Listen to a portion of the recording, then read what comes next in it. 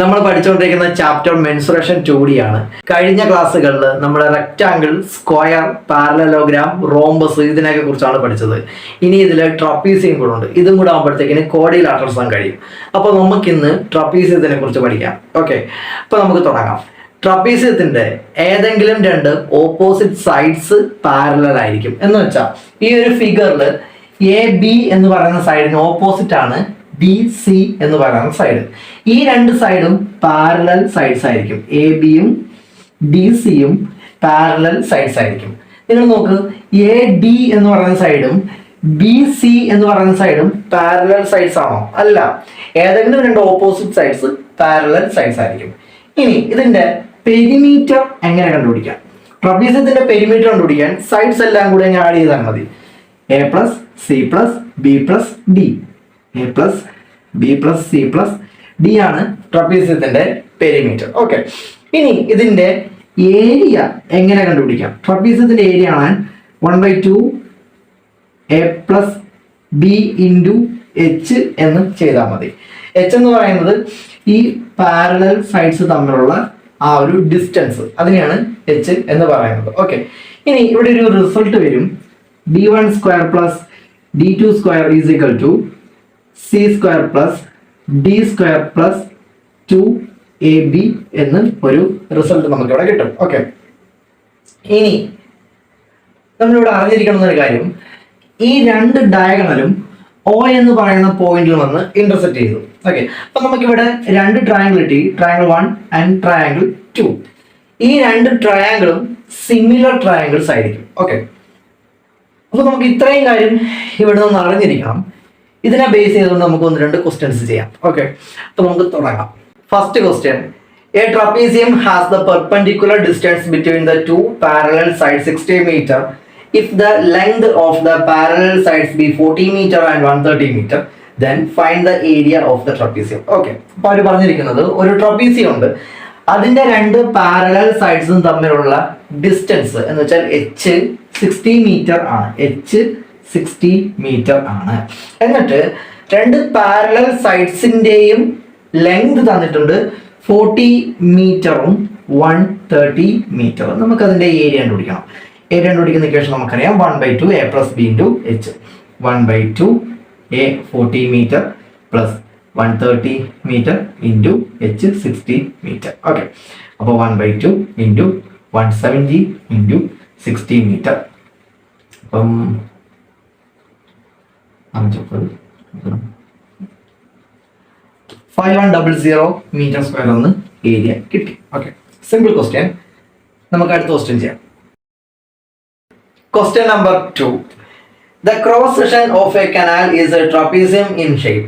If the canal is 10 meter wide at the top and 6 meter wide at the bottom and the area of cross section is 640 meter square, find the length of canal. Okay, അപ്പോൾ അവർ പറഞ്ഞിരിക്കുന്നത് ഒരു canal ഉണ്ട്, അതിന്റെ cross section വരുന്നത് trapezium ഷേപ്പിലാണ്. അതിന്റെ ടോപ്പിലെ length 10 മീറ്ററും ബോട്ടത്തിലെ length 6 മീറ്ററുമാണ്. എന്നിട്ട് അതിന്റെ ഏരിയ തന്നിട്ടുണ്ട് 640 മീറ്റർ സ്ക്വയർ. നമുക്ക് ആ ക്രോസ് സെക്ഷന്റെ ലെങ്ത് എത്രയാണെന്ന് കണ്ടുപിടിക്കണം. എന്ന് വെച്ച് കഴിഞ്ഞാൽ അതിന്റെ H എത്രയാണ് എന്നാണ് ചോദ്യം. H കണ്ടുപിടിക്കണം. ഓക്കെ, അപ്പൊ നമുക്ക് ഏരിയയുടെ ഇക്വേഷൻ അറിയാം. 1/2 A plus B into H. ഈ ഏരിയ 640 മീറ്റർ സ്ക്വയർ എന്ന് തന്നിട്ടുണ്ട്. അപ്പൊ 1/2 into A plus B 16 into H ആണ് നമ്മൾ കണ്ടുപിടിക്കുന്നത്. ഓക്കെ, അപ്പം 8, ഈ 8 ഇവിടെ ചെല്ലുമ്പോഴത്തേക്കിന് H എത്ര കിട്ടും? 8 8 64 80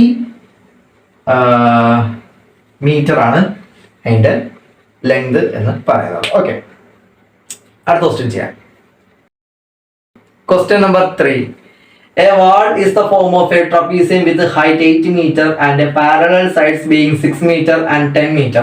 What is the cost of painting the wall if the rate of painting is ₹25 per square meter? Okay, ഒരു പറഞ്ഞിരിക്കുന്നത് ഒരു ട്രപ്പീസിയം ഷേപ്പിലുള്ള ഒരു വാൾ ഉണ്ട്, അതിന്റെ പാരലൽ സൈഡ്സ് 10 മീറ്ററും പിന്നെ 6 മീറ്ററുമാണ്. എന്നിട്ട് ആ രണ്ട് പാരലൽ സൈഡ്സ് തമ്മിലുള്ള ഹൈറ്റ് 8 മീറ്റർ ആണ്. ഓക്കെ, നമുക്ക് ഈ വാള് മൊത്തത്തിൽ പെയിന്റ് അടിക്കണം. അങ്ങനെ പെയിന്റ് അടിക്കുമ്പോൾ സ്ക്വയർ മീറ്ററിന് വരുന്ന റേറ്റ് 25 റുപ്പീസ് ആണ്. അപ്പോൾ ഈ വാള് മൊത്തത്തിൽ പെയിന്റ് അടിക്കാൻ എത്ര കോസ്റ്റ് വരും എന്നാണ് ക്വസ്റ്റ്യൻ. നമ്മൾ ചെയ്യേണ്ടുന്നത് വാളിന്റെ ഏരിയ കണ്ടുപിടിക്കുക. ആ ഏരിയയെ പെർ സ്ക്വയർ മീറ്ററിന് എത്രയാണോ റേറ്റ് അതുമായിട്ട് മൾട്ടിപ്പിൾ ചെയ്ത് കഴിഞ്ഞാൽ വാള് മൊത്തം പെയിന്റ് അടിക്കാൻ എത്ര കോസ്റ്റ് ആവും എന്ന് കിട്ടും. ഏരിയ കണ്ടുപിടിക്കാം. 1/2 a plus b into h. 1/2 into 16 into 8. 64 centimetre square എന്ന് ഏരിയ കിട്ടും. അപ്പം ഒരു സ്ക്വയർ മീറ്ററിന് പെയിന്റ് അടിക്കാൻ 25 രൂപയാണ്. അപ്പോൾ വാള് മൊത്തത്തിൽ പെയിന്റ് അടിക്കാൻ 64 into 25 എത്ര കിട്ടും? 64 into 25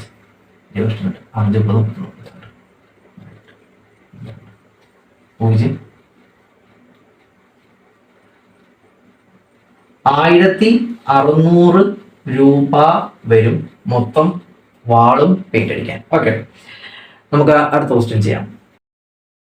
Question number 4.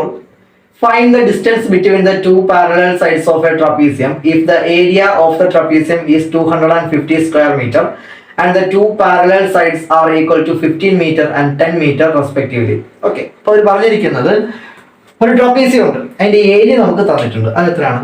Area 250 metre square metre. Okay, എന്നിട്ട് ഒരു സൈഡ് 10 മീറ്റർ ആണ്, മറ്റേ സൈഡ് 15 മീറ്റർ ആണ്. അങ്ങനെയാണെങ്കിൽ അതിന്റെ എച്ച് എന്താണ് എന്നാണ് ക്വസ്റ്റ്യൻ. ഓക്കെ, നമുക്ക് ഏരിയയുടെ ഇക്വേഷൻ അറിയാം. 1/2 a plus b into h. അതിനകത്ത് ഈ വാല്യൂ ഇട്ടെടുത്തു കഴിഞ്ഞാൽ എച്ച് കിട്ടും.